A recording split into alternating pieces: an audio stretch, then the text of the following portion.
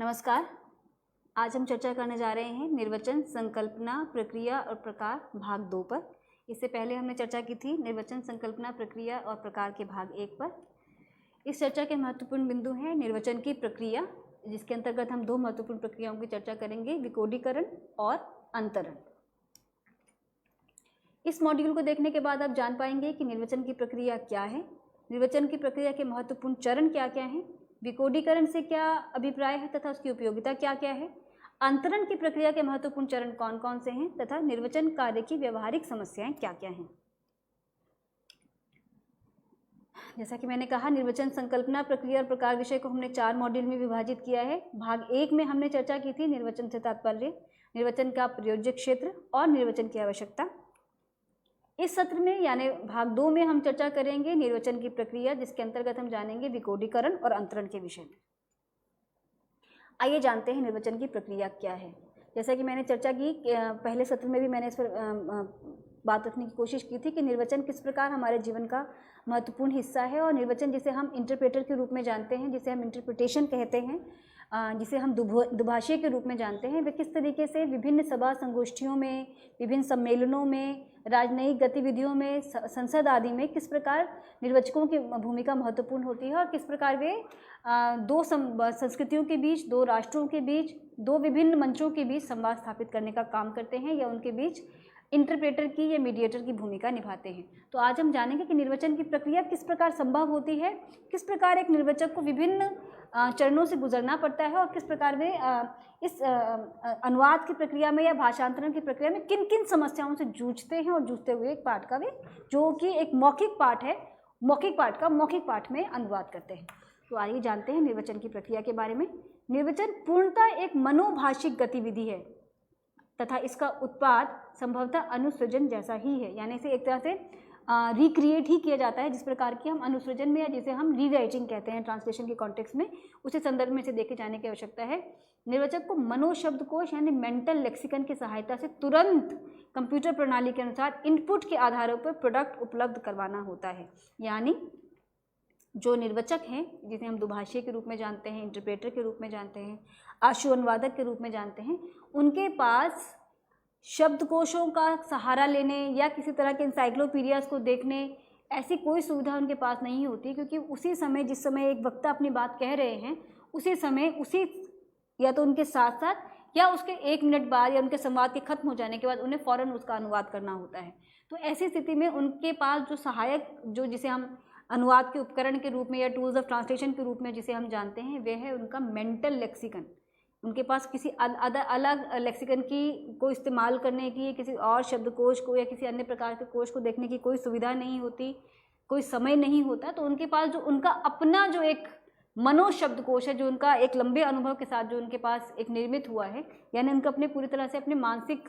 जो उनकी क्षमता है उसके आधार पर ही उन्हें अनुवाद करना होता है। और क्योंकि वे तात्कालिक अनुवाद कर रहे होते हैं, उसी पल उसका अनुवाद कर रहे होते हैं, और क्योंकि वह कई ऐसे मंचों पर भी होते हैं जहां उनकी भूमिका महत्वपूर्ण ही नहीं, बहुत निर्णायक भी होती है, तो ऐसी स्थिति में उनके पास चूक करने की भी संभावना नहीं होती। तो हम ये देखेंगे कि निर्वचन की प्रक्रिया में एक निर्वचक को किन किन चरणों से गुजरना पड़ता है और किन किन तरह की समस्याओं का वे सामना करते हैं। जैसा कि कहा गया कि कंप्यूटर प्रणाली के अनुसार इनपुट के आधारों पर अपना उत्पाद को उपलब्ध करवाना होता है, यानी अनुवाद को संभव करना होता है। अतः निर्वचक को दोनों भाषाओं पर समान अधिकार होना चाहिए, साथ ही साथ दोनों भाषाओं के संकेतार्थ एवं व्युत्पत्तिपरक अर्थ का ज्ञान भी होना वांछित है। यानी भाषा का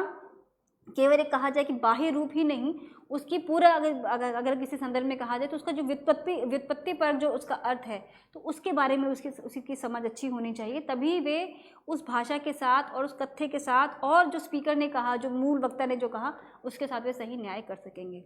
वे एक भाषा में व्यक्त विचारों को दूसरी भाषा की कोड व्यवस्था का इस्तेमाल करते हुए उस भाषा में अभिव्यक्त करते हैं। यानी निर्वचक पहले शब्दों से अर्थ ग्रहण करते हैं और फिर अर्थ को दूसरी यानी लक्ष्य भाषा के शब्दों में संप्रेषित करते हैं। जब हमने अनुवाद प्रक्रिया की चर्चा की थी और नायडा का द्वारा बताए गए प्रारूप पर हमने जब चर्चा की थी, तो 3 जो महत्वपूर्ण चरण थे वे थे विश्लेषण, अंतरण और पुनर्गठन, जो अनुवाद की प्रक्रिया के दौरान एक अनुवादक को या अनुवादिका को जिन चरणों से गुजरना होता है। निर्वचन की प्रक्रिया भी उसी तरीके से अनुवाद की प्रक्रिया ही है। तो यहाँ हम देख रहे हैं कि जिस अर्थ ग्रहण की ओर बात कर संकेत करते हैं कि किस प्रकार पहले अनुवादक या अनुवादिका अर्थ को ग्रहण करते हैं और फिर दूसरी भाषा में उसका भाषांतरण करते हैं, जो हमने विश्लेषण और अंतरण के संदर्भ में जब हमने पढ़ा था। लेकिन यहाँ पर अनुवादिका या अनुवादक, जिसे हम लिखित पाठ के अनुवादिका या अनुवादक के संदर्भ में जिसे हम समझ रहे हैं, उतना समय, उतना शब्दकोशों की सहायता आदि की सुविधा क्योंकि निर्वचक के पास नहीं होती, तो ये प्रक्रिया बहुत तेज़ी से घटित होती है और बिना चूक के घटित करने की यहाँ अपेक्षा की जाती है। निर्वचन के दौरान कई प्रक्रियाएं एक साथ चल रही होती हैं। स्रोत भाषा से आने वाले संदेश और लक्ष्य भाषा में जाने वाले संदेश दोनों पर एक साथ उसी समय काम हो रहा होता है और यहाँ गलती की कोई गुंजाइश न के बराबर है, क्योंकि सत्य संपन्नता के कारण यानी उसी पल उसे एक्चुअलाइज करने के कारण भूल सुधार का मौका नहीं होता। निर्वचन गतिविधि में कई प्रक्रियाएं एक साथ चल रही होती हैं, जैसे सुनने का प्रयास। आप कह सकते हैं कि सुनने का प्रयास फिर क्या अलग से कोई प्रक्रिया है या जिस पर अलग से बात किए जाने की आवश्यकता है। हम जब निर्वचन की बात करेंगे तो ये बहुत महत्वपूर्ण है कि निर्वचक जो बीच में इंटरप्रेटर की है, जिसे हम कहा जाए कि मीडिएटर की भूमिका निभा रहे हैं, जो बीच में एक जिसे कहा जाए कि एक दोनों के बीच में जो संयोजन करने का जो काम कर रहे हैं, एक सेतु का रूप में जो काम कर रहे हैं, उनकी भूमिका इसलिए और अधिक महत्वपूर्ण हो जाती है क्योंकि जिस कथ्य को दूसरी भाषा में ले जा रहे हैं, और जैसा कि मैंने कहा कि कई बार एक कथ्य इतना महत्वपूर्ण होता है, जैसे अगर किसी राजनयिक मंच पर है, किसी राजनीतिक प्लेटफॉर्म पर है, या वे किसी संसद या किसी ऐसे सभा सम्मेलन में भूमिका निभा रहे हैं जो बहुत ही अधिक महत्वपूर्ण की है या जिसके अपने राजनीतिक या सामाजिक अर्थ हो सकते हैं, उस संदर्भ में उनकी भूमिका बहुत क्रिटिकल, बहुत निर्णायक हो जाती है। तो सुनने का प्रयास जिसके लिए संकेत किया जा रहा है कि अगर निर्वचक यदि ठीक से पाठ को सुन नहीं पाए या किसी पाठ, क्योंकि ये वक्ता भी अपने फ्लो में अपनी बात को कह रहे हैं,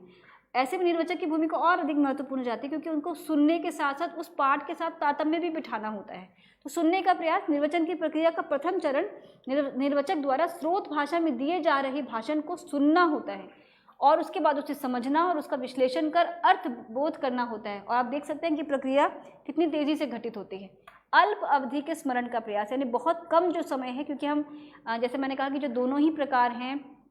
इंटरप्रेटर की, अगर हम बात करें कि जो एक साथ साथ इंटरप्रिटेशन कर रहे हैं या अनुवाद कर रहे हैं, या फिर एक संवाद के खत्म हो जाने के बाद, अपनी बात के कहे जाने के बाद जब वो उसका अनुवाद कर रहे हैं, दोनों में ही उनके पास पाठ को सुनने, समझने, उसका अर्थ ग्रहण और विश्लेषण करने के लिए अधिक समय नहीं होता है। तो अल्प अवधि के अंदर जो उन्होंने सुना उसके स्मरण भी करना, उसे अपने मस्तिष्क में भी रखना। प्रथम मनोभाषिक गतिविधि के उपरांत निर्वचक द्वारा स्रोत भाषा के वक्ता के आशय से बोधित सूचना को तब तक याद रखना होता है जब तक कि उसे लक्ष्य भाषा में परिवर्तित नहीं कर दिया जाता, यानी जिसका कहा जाए कि आशु अनुवाद जब तक संभव नहीं हो जाता। ये स्मरण अवधि इसलिए निश्चित काल की होती है क्योंकि निर्वचक के सामने तब तक अगला पाठ वक्ता द्वारा प्रस्तुत किया जा चुका होता है। आप कल्पना कीजिए किसी ऐसे मंच की जहाँ मूल वक्ता अपनी बात कह रहे हैं और निर्वचक उसका अनुवाद प्रस्तुत कर रहे हैं। अगर आप मैं अगर इसे साइन लैंग्वेज के संदर्भ में भी अगर कहूँ, जो कि अक्सर जो हमारे जो मूक और बधिर जो हमारे समाज है उनके लिए जो संवाद स्थापित करने के लिए जो साइन लैंग्वेज के जो निर्वचक होते हैं, आप वो भी अगर आपके जहन में एक दृश्य आ रहा हो, तो एक वक्ता अपना संवाद कह रहे हैं और निर्वचक को या जो हमारा इंटरप्रेटर है उसे उसी समय कम्युनिकेट कर देना है, क्योंकि इनके पास इतना समय नहीं होता कि उस पर गहन चिंतन कर सकें या देर तक सोच सकें या उसके अनुवाद के लिए वो उसके अर्थ तलाश सकें, क्योंकि तब तक दूसरा संवाद या दूसरी बात वक्ता द्वारा कह दी जाती है। अंतरण का प्रयास पूर्व दोनों चरणों यानी कि सुनने का प्रयास और अल्प अवधि में स्मरण के प्रयास के बाद जो तीसरा चरण है, पूर्व दोनों चरणों के उपरांत निर्वचक द्वारा स्रोत पाठ, भाषण, कथन आदि जो कहा जा रहा है से ग्रहित अर्थ या सूचना को लक्ष्य भाषा में अंतरण यानी उसका ट्रांसफर या उसके बदले स्वरूप में उपलब्ध करवाना शामिल है। इस चरण में स्रोत भाषा के विचारों का लक्ष्य भाषा के समतुल्य द्वारा अंतरण किया जाता है। निर्वचन में यह कार्य मानसिक स्तर पर होता है, क्योंकि यहाँ पर कोई पेपर पेन की सुविधा नहीं है, कोई हमारे पास अनंत काल का समय नहीं है, जो भी है वो सब मस्तिष्क के स्तर पर होगा, क्योंकि वहाँ पर वे एक आशु अनुवादक के रूप में है, एक ऐसे अनुवादक के रूप में है जिनके पास मौखिक संवाद का मौखिक अनुवाद ही करना एक अकेला माध्यम है। तो इसलिए यहाँ पर जो भी ये प्रक्रिया है, चाहे विश्लेषण की हो उसके बाद अंतरण की हो, वे सब की सब मौखिक स्तर पर या उनके मानसिक स्तर पर ही वो सब कुछ घटना है और वहाँ पर समय लेकर उस कार्य को अंजाम देने का, इस कार्य को के निष्पादन के लिए समय नहीं होता है। और फिर इसके बाद आता है बोलने का प्रयास। स्रोत भाषा के पाठ के श्रवण, बोधन, अर्थ ग्रहण के क्रम में इस सारी प्रक्रिया में मानसिक रूप से हुए अंतरण को लक्ष्य भाषा में शाब्दिक रूप देना या संप्रेषित करना ही बोलने के प्रयास में सम्मिलित है। इस स्तर पर संचित आशय के को बोलकर व्यक्त किया जाता है। आप ये सभी पढ़ रहे हैं, श्रवण, बोधन, अर्थ ग्रहण, ये सब की चर्चा हमने जब अनुवाद की प्रक्रिया सत्र में जब हमने की थी, तो और नायडा द्वारा बताए गए प्रारूप और बादकेर द्वारा बताए गए प्रारूप, जिसके अंतर्गत वे अर्थ ग्रहण और बोधन आदि की चर्चा करते हैं, ये सभी स्तर उसी तरह पे समान हैं, उसी तरह से समझे जाने की आवश्यकता है। लेकिन ये सभी स्तर यहाँ पर बहुत तेज़ी से घटित होते हैं, क्योंकि यहाँ सारा संवाद मौखिक है और तत्काल है। निर्वाचक को अपनी वाक शक्ति एवं वाक पटुता पर पूरा नियंत्रण होना आवश्यक है। भूलवश भी कोई अवांछित ध्वनि या कथ्य पूर्णता अनपेक्षित है, यानी कि अपनी तरफ से कुछ भी ऐड कर देना या अपनी तरफ से कोई ऐसी व्याख्या कर देना जो अनपेक्षित है, जिससे अर्थ का अनर्थ हो सकता है, ऐसी चूक की संभावना या ऐसी चूक की स्पेस हमारे निर्वाचक के पास नहीं होती, क्योंकि वे जिस मंच पर खड़े हैं वहाँ पर भूल सुधार की कोई गुंजाइश नहीं है। तो ऐसे में अपनी वाक शक्ति पर, अपनी वाक क्षमता पर उनका अपना एक नियंत्रण होना बहुत आवश्यक है, ताकि वे उतना ही अनुवाद करें, बात को उतना ही रखें जितना कि मूल में कहा जा रहा है। पहले मूल वक्तव्य को इकाइयों में विभाजित कर उसका अर्थ ग्रहण और उसके बाद उसका अंतरण और अंत में उसको बोलना, यानी अर्थात इन 3 चरणों में ये प्रक्रिया पूरी संपन्न होती है। मूल भाषण यानी कथ्य को सुनना और समझना पहला, फिर दूसरा कथन को अंतरित करने की प्रक्रिया यानी अनुवाद, और तीसरा उसे फिर लक्ष्य भाषा में कहना, जिसे हम जब अंतरण की प्रक्रिया, अनुवाद की प्रक्रिया के अंतर्गत हमने पढ़ा था, जो हमने पुनर्गठन के संदर्भ में कहा, तो किस तरीके से पहले कथ्य को समझना यानी उसका विश्लेषण करना, उसका अर्थ ग्रहण करना, फिर उसे अंतरण करना और फिर उसे प्रस्तुत करना, लक्ष्य भाषा में उसे बोलकर प्रस्तुत करना।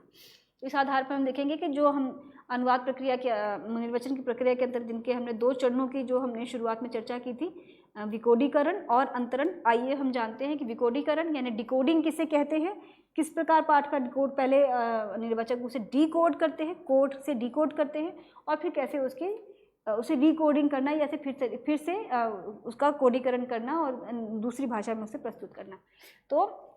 निर्वचन करने के लिए सबसे पहली और महत्वपूर्ण प्रक्रिया संदेश को ध्यानपूर्वक सुनना अर्थात श्रवण है। तत्पश्चात अन्य क्रमिक प्रक्रियाओं को निष्पादित करना है, यानी मूल पाठ यानी वक्ता के पाठ का विकोडन करना। ये विकोडन सर्वप्रथम पाठ के श्रवण से प्रारंभ होता है। विकोडन आप समझ रहे हैं कि जब हम कोई भी पाठ जब किसी एक भाषा में लिखा जाता है, तब उसे हम कहते हैं उस भाषिक इकाई या उसके प्रतीकों में उसे कूटबद्ध करना, यानी उसे कोडिंग करना, यानी उस भाषा के प्रतीकों में उसे लिखना। और जब अनुवादक या पाठक भी किसी पाठ को पढ़ रहे होते हैं, पाठक पाठिका जब किसी पाठ को पढ़ रहे होते हैं, तो सबसे पहले वो उस पाठ को डिकोड करते हैं, यानी उसे समझते हैं, उसको उस जो सीमित शब्दों में जो प्रतीकों में जो अर्थ को रखा गया है उसे वो डिकोड करते हैं। और फिर जब अनुवादिका या अनुवादक की भूमिका आती है, या हम यहाँ कहीं निर्वचन की भूमिका आती है, तब फिर इसी पाठ को जो उन्होंने एक मूल भाषा से डिकोड करके समझा था, फिर उसे एक पुनः कोडीकरण करना यानी रिकोडिंग करना, यानी दूसरी भाषा में कहना। तो इस तरीके से इसको समझने की ज़रूरत है। तो विकोडीकरण की प्रक्रिया में जो सबसे पहला चरण है वह है श्रवण यानी सुनना, जिसकी चर्चा हमने अभी की। यदि निर्वाचक या आशु अनुवादक या दुभाषिया मूल वक्ता के भाषण को ठीक से नहीं सुन पाते हैं, तो वे संदेश को दूसरी भाषा में ठीक से संप्रेषित भी नहीं कर पाएंगे। बोलते समय वक्ता का माइक ऑन होना चाहिए तथा निर्वाचक के हेडफोन में आवाज़ सही ढंग से आ रही है या नहीं, यह भी सुनिश्चित किया जाना आवश्यक है। इसके लिए तकनीकी स्टाफ की मदद ज़रूरी है। इसके अतिरिक्त निर्वाचक को एकाग्रचित्त तथा मूल वक्ता और कथ्य के प्रति श्रवण अनुराग जैसी भावना होनी चाहिए। तो जो सुनने की जो प्रक्रिया है वे केवल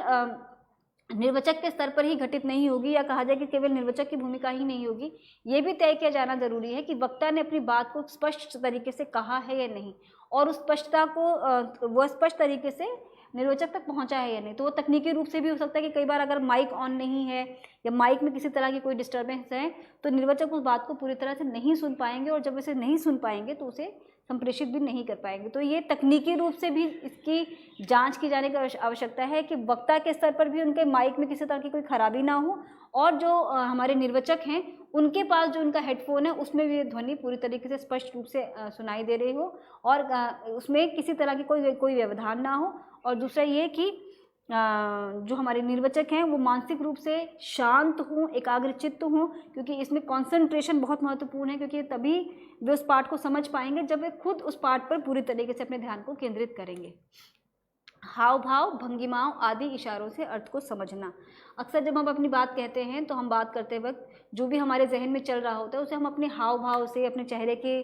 भाव भंगिमाओं से, अपने इशारों से अभिव्यक्त करने की कोशिश करते हैं। कई बार वक्ता बात करते करते कुछ वाक्य को अधूरा भी छोड़ सकते हैं कि फिर इशारों से भी अपनी बात को समझा सकते हैं। तो हम अक्सर जब बात करते हैं तो किसी बात को कहते कहते अंत के दो शब्द ना बोल कर खाली इशारों से भी, जैसे अगर मैं अपनी ही बात करूं तो कोई बात हम अपने इशारों से भी हम समझाने का प्रयास करते हैं। तो ये निर्वचक से अपेक्षा की जाती है कि वे न केवल कथ्य को सुने, जो विकोडीकरण की जो पूरी प्रक्रिया है उसके अंतर्गत सुनने के साथ साथ जो मूल जो वक्ता है उनके जो अपने हाव भाव हैं, उनका जो अपना कहन का तरीका है, उनकी जो शैली है बात को अभिव्यक्त करने के, इशारों के माध्यम से, आंखों के संकेतों के माध्यम से, उन सब का भी वे अध्ययन करें और उन सारे संकेतों को, उन भाव भंगिमाओं को समझते भी हों।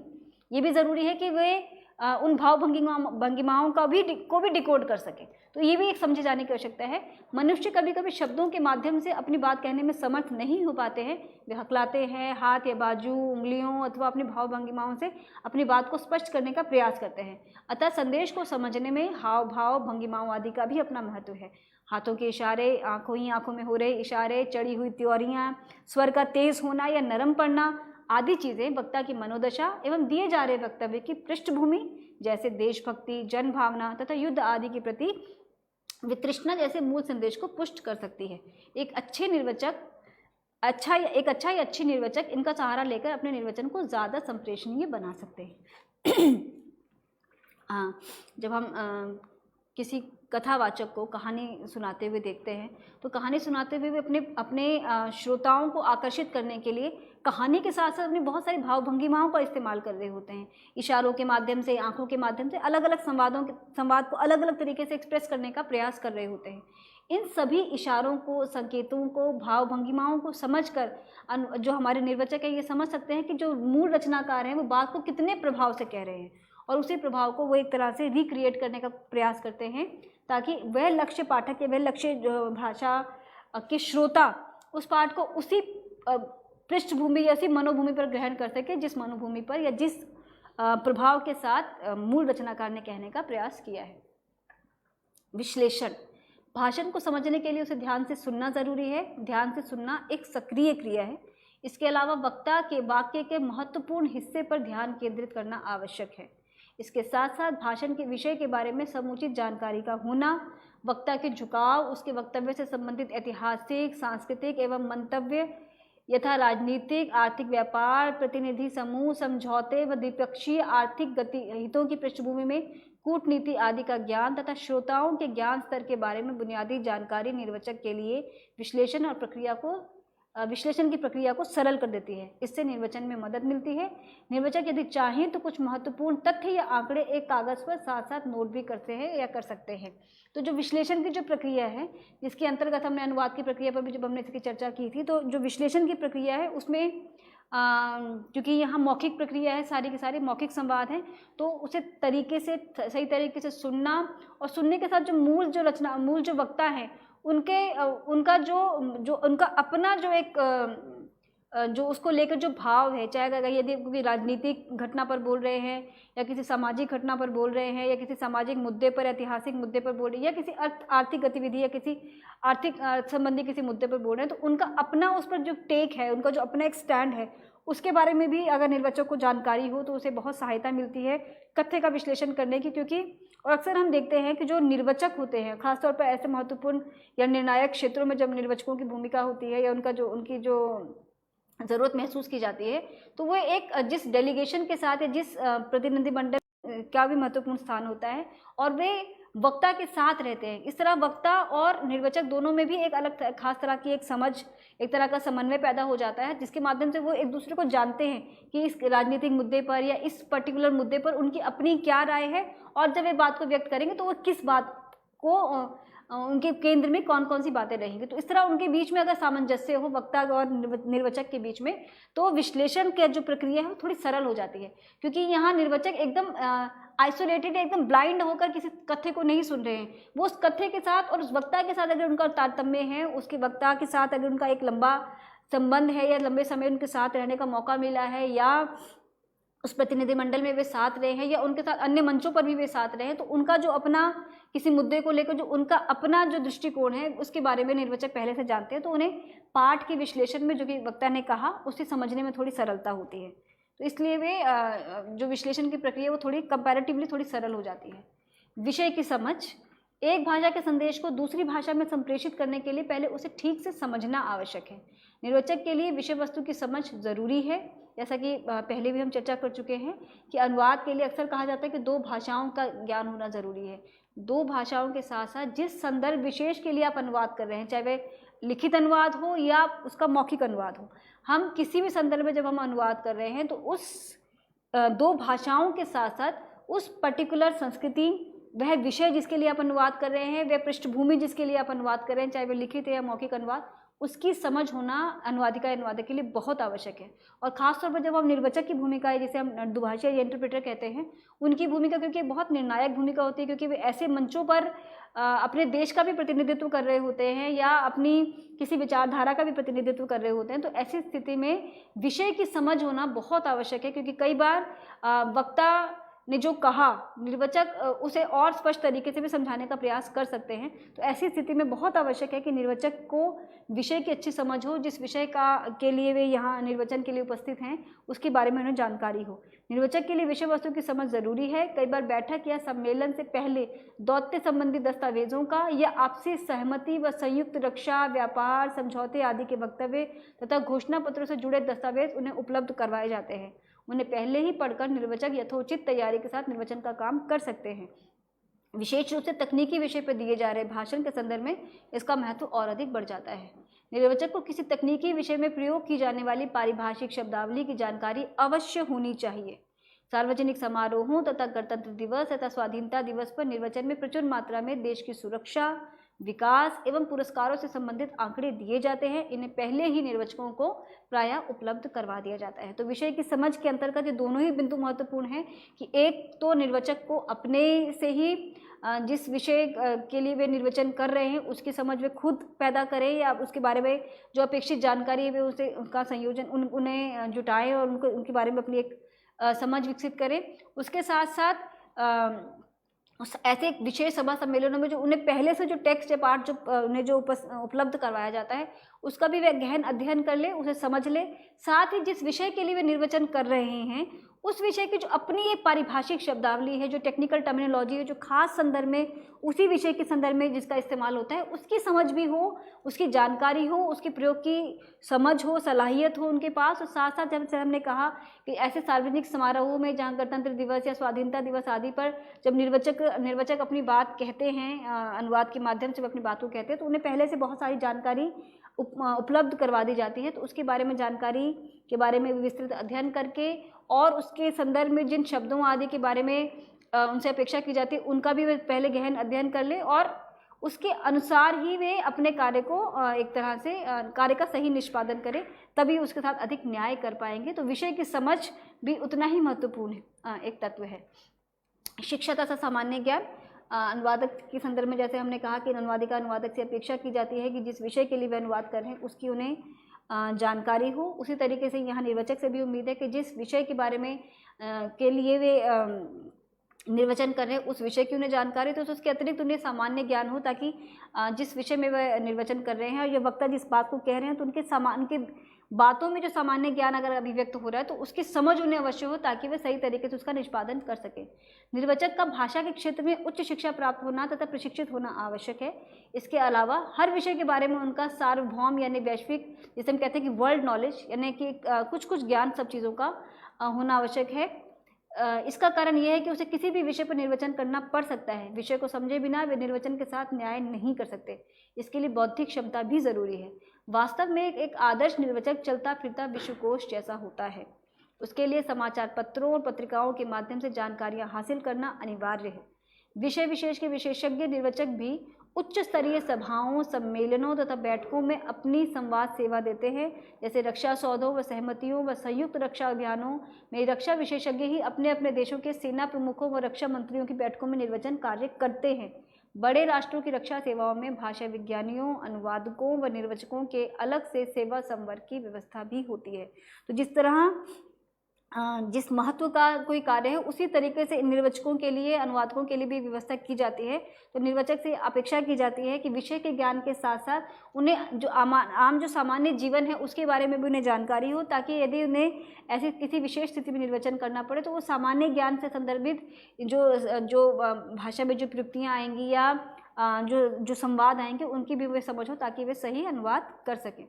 भाषा, स्रोत भाषा की पूर्ण जानकारी के बिना संदेश को लक्ष्य भाषा में रूपांतरित नहीं किया जा सकता। हम जानते हैं एक मूल तत्व है किसी भी अनुवाद के लिए कि आपको भाषा की पूर्ण जानकारी हो। यदि आप एक भाषा से दूसरी भाषा में अनुवाद करें तो आपको दोनों भाषाओं पर आपका नियंत्रण होना आवश्यक है। लक्ष्य भाषा की पूर्ण जानकारी के बिना संदेश के साथ न्याय नहीं किया जा सकता। दोनों भाषाओं पर पूरी पकड़ के बिना निर्वचन का स्तर अच्छा नहीं हो सकता। निर्वचन के लिए अपने भाषा ज्ञान में निरंतर वृद्धि करना भी आवश्यक है। निर्वचक को एक भाषा के मुहावरों, लोकोक्तियों आदि का दूसरी भाषा में समानार्थी मुहावरों व लोकोक्तियों आदि का भी ज्ञान होना चाहिए। हर भाषा की अपनी सामाजिक और सांस्कृतिक पृष्ठभूमि होती है। निर्वचक को उसकी पूरी जानकारी होनी चाहिए। उसे दोनों भाषाओं के मिथक, लोक संस्कृति, लोकगीत, साहित्य और धार्मिक ग्रंथों आदि में प्रयुक्त शब्दों का ज्ञान होना चाहिए। यानी कि ऐसा ना हो कि यदि वक्ता अपने कथ्य में बात करते करते अपनी भाषा की किसी कविता को या अपनी भाषा के किसी मुहावरे, लोकोक्ति आदि का प्रयोग करता है या करते हैं, तो निर्वचक के स्तर पर ऐसा ना हो कि उनके लिए वो एक तरह से ऐसा हो कि वो उन्हें कहीं कहीं वो बात समझ ही ना आए या उसे वो सही तरीके से प्रस्तुत ना कर पाए। तो यदि वे समान भाषा, एक भाषा के मुहावरा लोकोक्तियों का यदि समतुल्य नहीं भी जानते हैं दूसरी भाषा में, तो ये बहुत आवश्यक है कि मुहावरा लोकोक्तियों की समझ उन्हें अवश्य हो, ताकि वे समझ सके कि मुहावरों के माध्यम से या लोकोक्ति के माध्यम से या भाषा के जिन शब्द शक्तियों की हम अक्सर चर्चा करते हैं, लक्षणा, व्यंजना आदि के माध्यम से यदि वक्ता ने कोई बात घुमावदार तरीके से कहने का प्रयास किया है या अलग तरीके से कहने का प्रयास किया, तो उसके कथ्य को समझते हुए निर्वचक उस बात को अपने लक्ष्य श्रोता वर्ग के लिए उसी तरीके से संपादित करते हैं कि जिस तरीके से मूल रचनाकार ने कहने का प्रयास किया है। और इसके लिए आवश्यक है कि वो मूल संस्कृति के बारे में और लक्ष्य संस्कृति के बारे में जो संस्कृति से संबंधित जो ज्ञान है उसके उनके पास जानकारी हो, पूर्ण जानकारी हो, और उनके अर्थ का वो सही संप्रेषण कर सकें।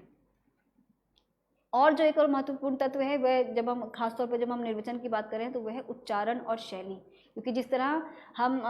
अनुवाद के, लिखित अनुवाद के संदर्भ में बात करते हैं, शिल्प और शैली के संदर्भ में जब हम बात करते हैं, उसी तरीके से उच्चारण, क्योंकि यदि निर्वचक का उच्चारण यदि स्पष्ट नहीं है तो उनका काम लगभग मतलब ये कह सकते हैं कि वे एक अच्छे निर्वचक नहीं हैं, क्योंकि उन्हें बहुत स्पष्ट तरीके से, बहुत ही मानकीकृत भाषा में अपनी बात को अभिव्यक्त करने का जो तरीका है वह या जो एक क्षमता है वो उनमें होनी चाहिए। निर्वचक को वक्ता के उच्चारण और उसके लहजे की समझ की जानकारी आवश्यक होती है, अन्यथा वे संदेश को ठीक तरह से नहीं समझ पाएंगे और गलत निर्वचन से अर्थ का अनर्थ भी कर देंगे। उदाहरण के लिए भारतीय संदर्भ में प्रादेशिक उच्चारण शैलियों में भी अंतर होता है। भारत के दक्षिणी हिस्से में बोले जाने वाले अंग्रेजी में कई शब्दों के उच्चारण भारत के पूर्वी हिस्से में बोले जाने वाले अंग्रेजी के कई शब्दों के उच्चारण से भिन्न होते हैं। हम सभी देख सकते हैं हमारी भाषाओं में कई ऐसे शब्द हैं जिनका उच्चारण हमारी भाषा में और किसी अन्य भाषा में अलग अलग होता है। ये मातृभाषा के प्रभाव की वजह से होता है। इससे भाषा के उच्चारण की शैली भी प्रभावित होती है। जैसे हम पंजाबी में देखेंगे तो स्कूल वो स्कूल बन जाता है, पार्क के लिए वो पार्क शब्द का इस्तेमाल करते हैं। इसी तरीके से अगर हम उत्तर प्रदेश की भाषा में देखें तो वहाँ अ ध्वनि लगभग गायब हो जाती है, तो कॉलेज का कॉलेज हो जाता है। तो इस तरीके से जो ऑनेस्ट का ऑनेस्ट हो जाता है, तो वो जो हमारा जो मातृभाषा का जो भाषाओं पर जो प्रभाव है उसके कारण ऐसा होता है। उसी तरह से हम दक्षिण में देखें तो ऑनर शब्द का वो हॉनर इस्तेमाल करते हैं। उसी तरीके से वहाँ पर त ध्वनि नहीं है। अगर हम दक्षिण की बात करें तो वो त ध्वनि वहाँ नहीं है, तो वहाँ त की जगह वो द हो जाता है, टीएच हो जाता है। तो इस तरीके से जब कोई शब्द, अगर जैसे हम तिरुवनंतरम कहें तो वो तिरुवनंतरपुरम हो जाता है, अगर हम ज्योति कहें तो वो ज्योति हो जाता है। तो किस प्रकार वो शब्दों का उच्चारण उस भाषा में ना होने के कारण या मातृभाषा का प्रभाव होने के कारण अक्सर वक्ता के उच्चारण में इस तरह का प्रभाव देखने को मिलता है। निर्वचक से ये अपेक्षा की जाती है कि वे इस भाषागत त्रुटियों को या उच्चारणगत त्रुटियों को न केवल समझें बल्कि उसे मानकीकृत रूप में या स्पष्ट रूप से अभिव्यक्त करें दूसरे श्रोता वर्ग के लिए। तो दोनों के लिए, वक्ता के लिए भी और जो हमारा जो निर्वचक है, दोनों के लिए उच्चारण का स्पष्ट होना आवश्यक है। लेकिन यदि वक्ता का उच्चारण यदि स्पष्ट नहीं है तो निर्वचक से अपेक्षा और अधिक बढ़ जाती है ताकि वे वक्ता का जो अपना एक जो सामाजिक या भाषाई जो पृष्ठभूमि के कारण जो उनके शब्दों में या उनकी भाषा में जो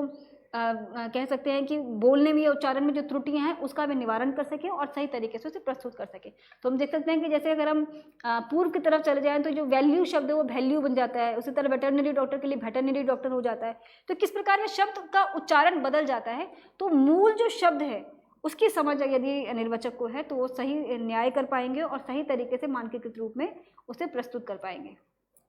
अस्पष्टता,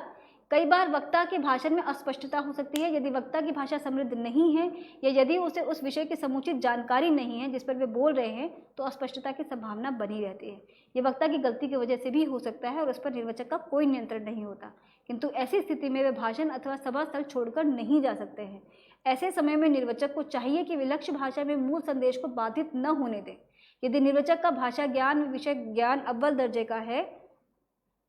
दर्जे का हुआ तो वे स्थिति को संभाल लेंगे। उसे अपने सही अनुमान व विषय तथा वक्ता की पृष्ठभूमि के बारे में अपने पूर्व ज्ञान की वजह से लक्ष्य भाषा में सही संदेश को संप्रेषित करने में मदद मिलेगी। यदि वक्ता की गलती की वजह से स्रोत भाषा में दिए जाने वाला संदेश अस्पष्ट हो तो भी निर्वचक का यह दायित्व है कि वे अपने ज्ञान तथा अपनी जानकारी के सहारे उस अस्पष्ट संदेश को भी लक्ष्य भाषा में यथासंभव स्पष्ट करके संप्रेषित करें। यानी निर्वचन को कुछ सद्य एवं मौखिक संपादक का कार्य भी करना पड़ता है, क्योंकि सब कुछ यहाँ मौखिक स्तर पर घटित हो रहा है और तुरंत निष्पादन की आवश्यकता है। तो इसलिए उन्हें केवल अनुवादक ही नहीं, साथ साथ उन्हें उस तरह के भाषा के स्तर पर या जैसे कहा जा रहा है कि कथ्य के स्तर पर भी यदि किसी तरह की कोई अस्पष्टता है उसे भी स्पष्ट करने की भूमिका उनकी है। लेकिन साथ में इसका भी ध्यान रखने की आवश्यकता है कि कहीं भी इस प्रक्रिया में ऐसा न हो कि वक्ता ने जो कहा उससे अधिक अनुवादक या जो हमारे निर्वचक है वो जोड़ दे। तो ये सावधानी रखे जाने की आवश्यकता है कि अस्पष्टता के दबाव में या अस्पष्टता की आड़ में कहीं ऐसा ना हो कि वे अपनी बात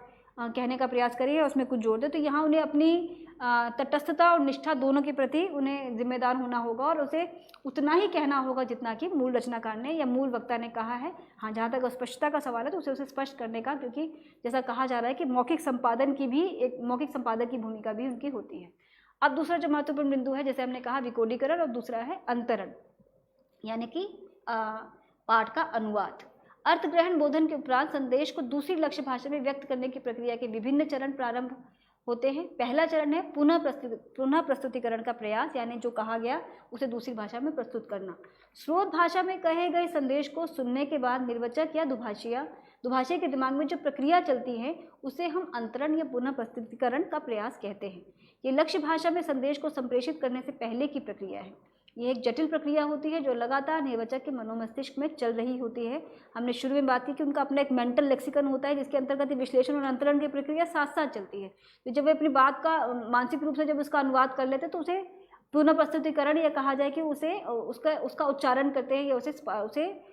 लक्ष्य भाषा में प्रस्तुत करते हैं। ये एक जटिल प्रक्रिया होती है जो लगातार निर्वचक के मस्तिष्क में चल रही होती है जब वे वक्ता के अगले वाक्य को सुन रहे होते हैं और साथ ही साथ वक्ता के पिछले वाक्य का निर्वचन भी कर रहे होते हैं। वे लगातार अपने दिमाग में स्रोत भाषा के समतुल्य और समानार्थी शब्दों और पर्यायों की खोज कर रहे होते हैं। ऐसे समय में निर्वचक का दिमाग किसी स्वचालित मशीन की तरह काम करता है जब एक भाषा के संदेश को समझकर यानी डिकोड करके दूसरी भाषा में कूटबद्ध यानी एनकोड कर रहे होते हैं। इस पूरी प्रक्रिया में निरंतर समय का दबाव बना रहता है। हमने बात की कि एक जो पूरी प्रक्रिया है जिसके अंतर्गत पाठक होने के नाते या श्रोता होने के नाते अनुवादक या निर्वचक पहले पाठ को डिकोड करते हैं अपने समझ के लिए और फिर वे आम श्रोता वर्ग के लिए, आम पाठक वर्ग के लिए उसे फिर से रिकोड करते हैं या एनकोडिंग करना जिसे हम कहते हैं, पुनः कूटबद्ध करते हैं और उस बात को दूसरी भाषा में पुनः स्थापित करने का प्रयास करते हैं। पूर्वानुमान, समय के दबाव से निपटने के लिए निर्वाचक को वक्ता द्वारा बोले जा रहे शब्दों का सही पूर्वानुमान लगाना भी आना चाहिए। और हाँ, ये सब अगर इसे हम इस तरह ना भी जाने तो हम जब भी कोई बात कर रहे होते हैं या हम किसी को जब सुन रहे होते हैं तो हमें कुछ कुछ अंदाज़ा पहले से होने लगता है कि जो बात कही जा रही है उसमें आगे और क्या कहा जाएगा। और अनुवादक या जब निर्वाचक की बात करें तो वहाँ इनकी भूमिका और महत्वपूर्ण हो जाती है, क्योंकि उन्हें ये अंदाज़ा भी साथ साथ लगा कर चलना होता है कि जो अनुवादक जो मूल वक्ता ने भी कहा उसके आगे वे और क्या कहना जा रहे हैं। तो उन दोनों के बीच में तारतम्य बिठाते हुए वे अपनी इस पूरे प्रक्रिया को एक तरह से उसका निष्पादन करते हैं। पूर्वानुमान निरंतर चलने वाली समझने की प्रक्रिया है, जिससे अक्सर निर्वाचक स्वयं भी अनभिज्ञ रहते हैं। निर्वाचक संदर्भ, विषय वस्तु, वक्ता की पृष्ठभूमि, उनके ज्ञान झुकाव, अपने सामान्य ज्ञान आदि के आधार का सहारा लेकर तथा वक्ता के भाषण के संकेतों को ग्रहण करके आगे क्या बोला जाना है इस बारे में भी पूर्वानुमान लगा सकते हैं। अक्सर खेलों या समारोहों में निर्वाचक या आंखों देखा हाल सुनाने वाले, आने वाली गेंद या खिलाड़ी की हरकत तथा नेता के भाषण यानी शब्द बोलने से पूर्व उनकी भाव भंगिमा तथा शरीर के संचालन आदि से ही ये अनुमान लगा लेते हैं। तो हम देखते हैं कि जो कमेंट्री बॉक्स में जब कमेंटेटर जब कमेंट्री कर रहे होते हैं तो हम अंदाज़ा लगा लेते हैं कि अब ये गेंद किस तरीके से आएगी या जो प्लेयर है वो किस तरीके से इस पर रिएक्ट करेंगे। उसी तरीके से जो हमारे निर्वाचक हैं वो भी वक्ता के भाषण को सुनते हुए या सभा सम्मेलनों आदि में जब वो किसी पाठ का निर्वचन करें तो इस एक तरह का वो पूर्वानुमान लगाने लगते हैं कि जो बात कही जा रही है वो आगे किस तरह से आगे बढ़ेगी। सही पूर्वानुमान के लिए निर्वाचक के मस्तिष्क में विषय से संबंधित शब्द सूची आ जानी चाहिए। वर्षों के अभ्यास, अनुभव तथा पहले की गई तैयारी से इस काम में उन्हें अक्सर मदद मिलती है। सही समय पर संकेतों को ग्रहण करके निर्वाचक पूर्वानुमान करने के कार्य में दक्ष हो सकते हैं। इससे निर्वचन अनुवाद जैसी बोझिलता से अलग अधिक सहज एवं स्वाभाविक प्रतीत होता है। बोलने का प्रयास,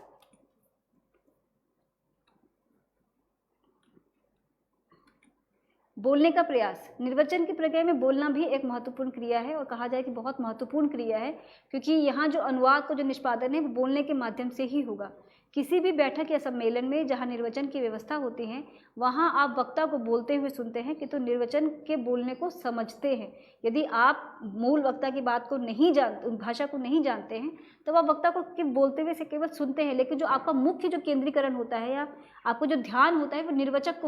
पर होता है, क्योंकि आप निर्वचक जो कह रहे हैं उसे आप समझने का प्रयास करते हैं। निर्वाचक माध्यम होते हैं, वे वक्ता की आवाज़ होते हैं, वे मौखिक संदेश को अर्थ प्रदान कर रहे होते हैं। ये अर्थ केवल शब्दों के माध्यम से संप्रेषित नहीं होते, बल्कि उसमें स्वर का गुण, लहजा, गति, प्रबलता, लय, तान, अनुतान, बलाघात आदि की भी महत्वपूर्ण भूमिका होती है। तो यानी कि जब निर्वाचक अपनी बात को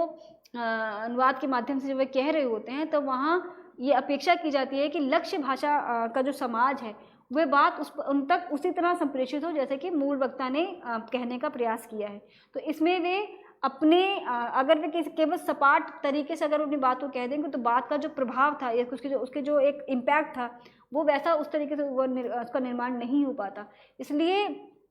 निर्वाचक को इस बात का भी ध्यान रखना चाहिए कि जो विश्लेषण और अंतरण के बाद जो अब उनका जो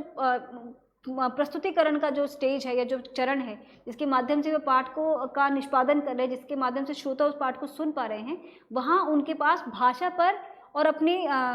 एक लय तान पर भी उनका नियंत्रण होना आवश्यक है, ताकि जहाँ ज़रूरत पड़े वे भाषा को दबा सकें, उठा सकें, बलाघात दे सकें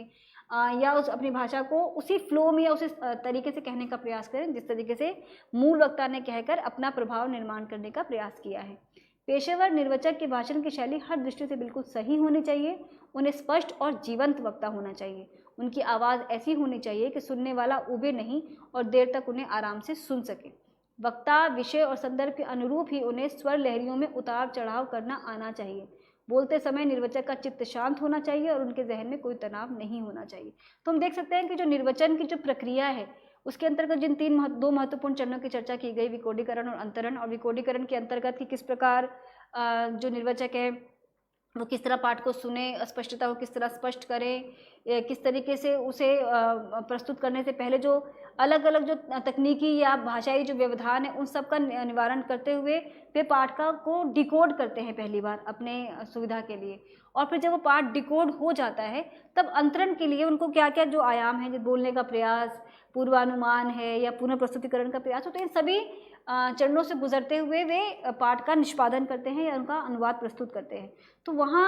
जिस प्रकार वक्ता से अपेक्षा की जाती है कि वो अपने कथ्य को लेकर स्पष्ट हो, उसी तरह निर्वाचक से ये उम्मीद और अधिक बढ़ जाती है, क्योंकि वे एक तरह से उनसे निष्पक्ष या तटस्थ होने की उम्मीद की जाती है, क्योंकि उन्हें सिर्फ वही कहना होता है या वही प्रस्तुत करना होता है जो कि मूल वक्ता ने या मूल जो हमारे स्पीकर है उन्होंने कहा। लेकिन ये निष्पक्षता या तटस्थता इस कदर ना हो कि पाठ से कट जाए, तो पाठ के साथ उनका तारतम्य बना रहे, जहाँ भाषा में या उच्चारण में जिस प्रकार की लय की या तान की आवश्यकता है, जिस प्रकार की पिच की ज़रूरत है, जिस प्रकार उन्हें उसी तरीके से भाषा में उतार चढ़ाव करना आना चाहिए, या कहा जाए कि मुहावरे लोकोक्तियों का प्रयोग करके यदि या किसी काव्य की पंक्तियों का प्रयोग करके या भाषा की विभिन्न शब्द शक्तियों का प्रयोग करके वक्ता ने यदि किसी बात को घुमावदार तरीके से कहने का प्रयास किया, तो जो हमारे निर्वाचक हैं या इंटरप्रेटर है उनके पास भी क्षमता हो कि वे तटस्थ और निष्पक्ष रहने के बावजूद भी पाठ से इतना जुड़े हों कि उसका प्रभाव या उसका इम्पैक्ट स्रोत लक्ष्य भाषा में वैसा ही हो जैसा कि मूल भाषा में या मूल वक्ता ने कहा। तो इस तरीके से हमने देखा कि निर्वचन की जो प्रक्रिया है उसके अंतर्गत किस प्रकार ये जो पूरी प्रक्रिया है, जो पाठ का जो अंतिम निष्पादन होता है उसके अंतर्गत जो चरणों की हमने चर्चा की, वे चरण कहने को तो कई चरण हो सकते हैं, लेकिन क्योंकि वहाँ या हमारे निर्वाचक से अपेक्षा की जाती है कि उन्हें तत्काल अपने पाठ का निष्पादन करना होता है, तो उनके पास इतना समय नहीं होता कि वे बहुत लंबा समय ले सकें या उसके लिए कोई तैयारी कर सके। तो ये पूरी प्रक्रिया एकदम उनके मस्तिष्क के स्तर पर ही निर्धारित होती है और उसका वे निष्पादन करते हैं और निर्वाचन के कार्य को संभव बनाते हैं। तो हमने चर्चा की निर्वाचन की प्रक्रिया पर, निर्वाचन की प्रक्रिया के 2 महत्वपूर्ण चरणों पर, और हमने ये जानने का प्रयास किया कि निर्वाचक किस प्रकार एक बहुत ही चुनौतीपूर्ण भूमिका निभाते हैं और किस प्रकार उन्हें पाठ के निष्पादन में कितनी अलग अलग चुनौतियों का सामना करना पड़ता है, और यदि वे कहीं भी इस तरह की चुनौती से या पाठ के संपादन में कहीं चूक जाते हैं तो इसके जो अंजाम है बहुत कह सकते हैं कि बहुत बुरा या बहुत प्रभावकारी भी हो सकते हैं। तो निर्वाचन की इस प्रक्रिया के संदर्भ में हमने इस सत्र में विस्तार से चर्चा की। अगले सत्र में हम एक नए विषय के साथ हाजिर होंगे। नमस्कार, धन्यवाद।